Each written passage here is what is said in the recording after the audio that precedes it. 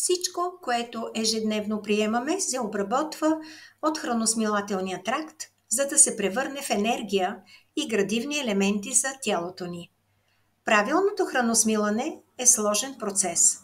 То е основата за добре функциониращ метаболизъм и снабдяване с необходимите вещества. Храносмилането оказва значително влияние върху имунната система.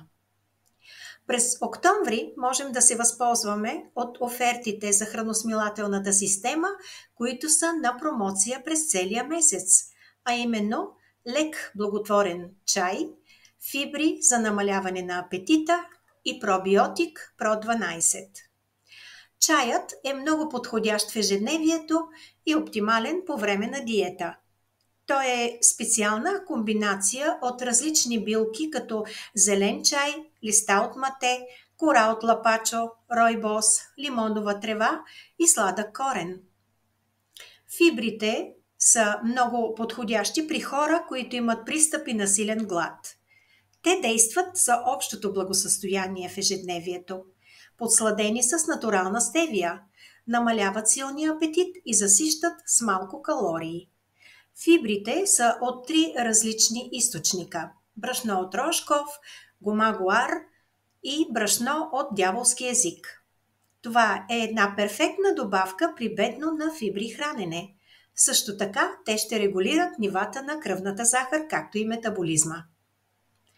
Про12 е хранителна добавка с пребиотици, бактерии и постбиотици. Това е една оптимизирана формула с комплекс трипъл биотик и двойно капсулиране. Във всяка капсула има 1 милиард бактерии от 12 различни бактериални щама. Про12 на ЛР оказва много добра подкрепа за благосъстоянието на храносмилателния тракт и като цяло за организма. Опаковката съдържа 30 капсули и се приема по една капсула на ден. Балансът в стомашно-чревния тракт е много важен, тъй като храносмилането и усвояването на хранителните вещества, набавени чрез храната, се извършват от стомашно-чревната система.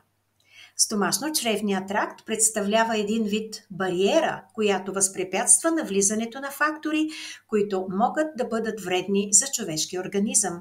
И поради това грижата за него е изключително важна, ако искаме той да върши правилно своята работа и да имаме добро здраве. Така че пишете ми, ако имате въпроси, ще се свържем и ще дискутираме, за да сме максимално полезни относно грижата за вашето здраве.